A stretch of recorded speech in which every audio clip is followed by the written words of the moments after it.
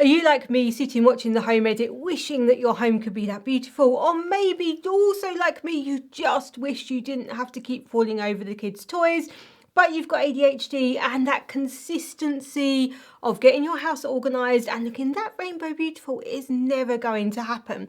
Well, I'm going to explain in this video quickly why it's never going to happen, and most importantly give you 5 tips that you can put in place today that is going to make your life easier, reducing that mess and clutter.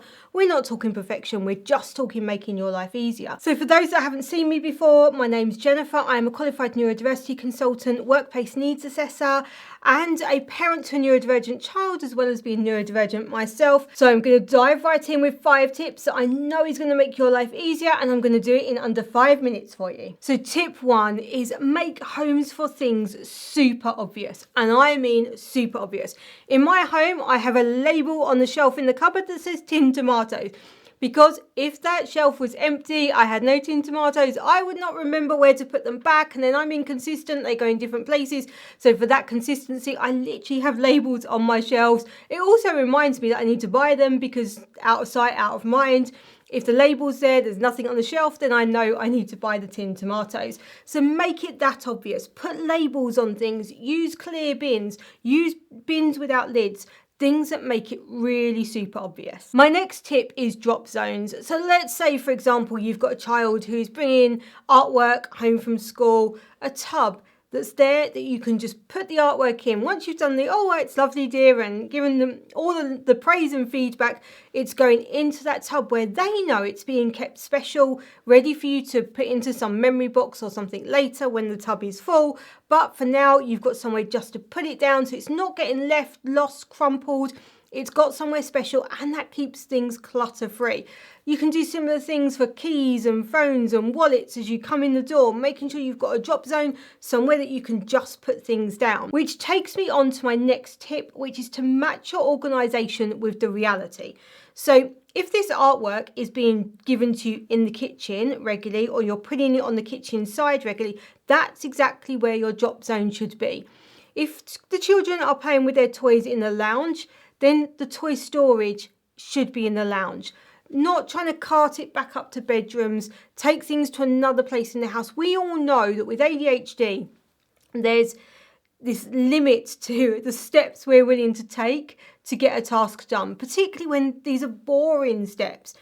I don't need to be walking around the house with something. Put it there, put it down where I've got it, but also make sure it's contained, so I've got that visual reminder that's where it's meant to be, but also I've not got clutter everywhere. And so my next tip is visual cues, visual reminders. So for many of us, we need things in our face in order to remember to do them. Out of sight, out of mind. A command center, somewhere that is the central hub of your home and is where you keep all your notes. So school letters, if they come home, a whiteboard. Quite often these days, obviously, school letters will come home on an app. I hate that, because once the app's closed, out of sight, out of mind. A whiteboard that I can quickly note down the key information on can be really helpful. A calendar in that place. A drop zone so that we can drop any mail, things that need to be done in there. It's about creating a central hub for like life admin and life reminders. So we've got something, we know where it is, and again, don't hide it. Don't put it away in a cupboard. This has got to be out to remind you, so keep it visual. And my final tip, we all have too much stuff. And when we've got too much stuff, we can't fit it into the places we've got to store. We have to do some decluttering. If you've got ADHD, contain that decluttering into something small. Don't go and empty an entire room. If you're anything like me, you'll empty that entire room or that entire huge cupboard, only to find you're now bored and you haven't got any more energy left to put it all back or organise it, and we've just got chaos. Take it a step at a time, make it small. Don't try and declutter the whole kitchen. Let's just take a drawer and just focus on that one drawer at this time, and then we can move on to other things. Don't try and do it all in one go. Now remember, for many of us, particularly if we're parenting neurodivergent children, we are looking very much for survival rather than perfection. We are not looking at achieving home edit rainbows, as beautiful as they are. We are looking at having a home that works for us. A home that means we're not running around trying to find things, that we're not feeling overwhelmed by the mess. We're not having to clear the kitchen of paper before we can even start cooking, because things just work. And it's little changes, not huge changes. Little changes make huge differences. If you want to find out a little bit more about what's going on under the surface and why these small changes make such huge differences, check out my video on the ADHD iceberg. In the meantime, don't forget to hit the subscribe button and the notification bell so you get more hints and tips every week.